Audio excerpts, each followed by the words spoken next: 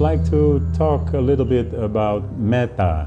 Metta is loving kindness, or actually universal love. Universal love is when there is already a fulfillment that is within, so that it doesn't need to be filled from the outside with anything. There is nothing that can still take the place of that which is already the universal love. So if that fulfillment is within you, it means that you exonerate that feeling through everything and with everything you do. That also means that once you have finally accomplished this state of metta within you, that everything around you will vibrate in that same sense. Now, metta is built up of 4 consequences, 4 factors. The first one is metta itself, which is freely translated loving kindness. We might know what loving kindness means, we might have an idea what loving kindness means, but truly loving kindness is something that you will realize through meditation, through practicing. Then truly this loving kindness becomes something that is a permanent thing within you. Loving kindness is without the self. There is no self included in loving kindness. If there is still self in there, then it means it's not loving kindness. It's not truly loving kindness. If you think, for instance, what am I getting back for this? Is there something coming back to me? Is there a reward of any kind? Then it already means it's not truly loving kindness. It is only loving kindness when you do it in spite of yourself. When this loving kindness, when this feeling is in spite of everything.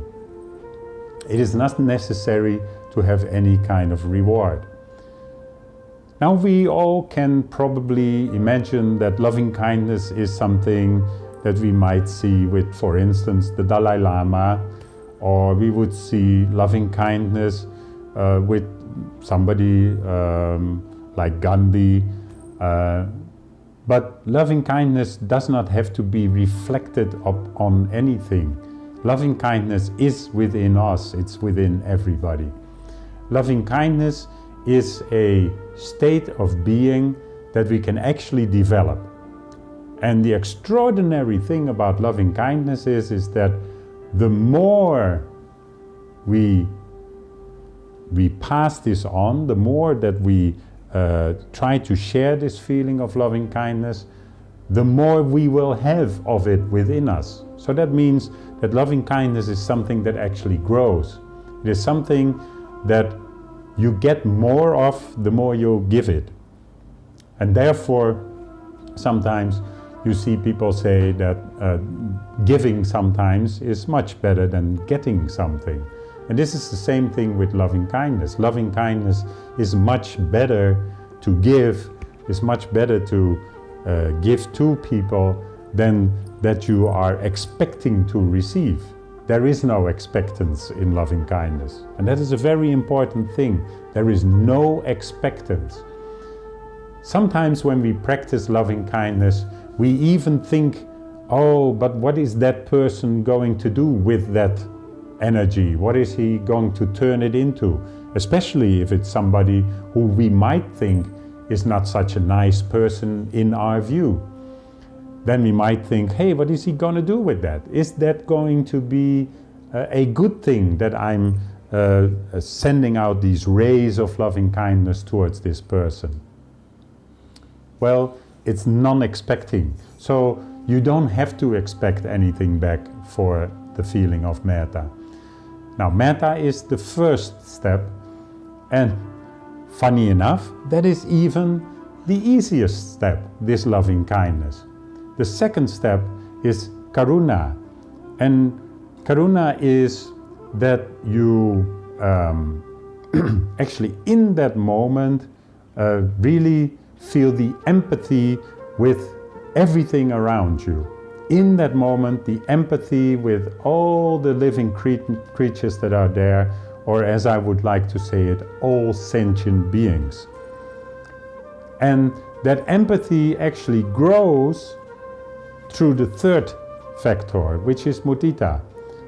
That empathy grows when you put yourself in the place of the other person, when you really exchange yourself as if you are the other person. So when you exchange yourself as if you are the other person, the empathy with that person or with that being, it might be an animal, it might be anything else, will grow. And therefore you will realize that there will be more of it, and there will be more empathy, and there will be more realization in that moment. And the third factor is the hardest, as the fourth factor. And that is usual, because if you think about it, usually the last step of everything that you realize is the hardest step. And that last step is Upphekka. And Upphekka is equanimity. Equanimity is that you can do all this from a total sense of peace and quiet and oneness with everything. And that means that you are not being dragged away into certain emotions or feelings whilst you are practicing this feeling or whilst you're realizing this metta. You are not being swiped off your feet and go with the stream and go with the flow, and you don't even know where it's going to end. You are actually a rock in that flow. You are quiet, peaceful, and you are there. That's equanimous. That means you are in stillness, experiencing this. And because you are so still, because you are so quiet, you can fully realize all the movement around you. The more quiet you are, the more you will realize the movement. So, in that sense, when you have these four factors, Mêtta Karuna Mudhita Upphekka, when you have the four factors, those four factors all together are combined the total experience, the total realization of Metta. And once again, very important, Metta is without self. There cannot be an ego factor in there. There cannot be an experience where you want something back.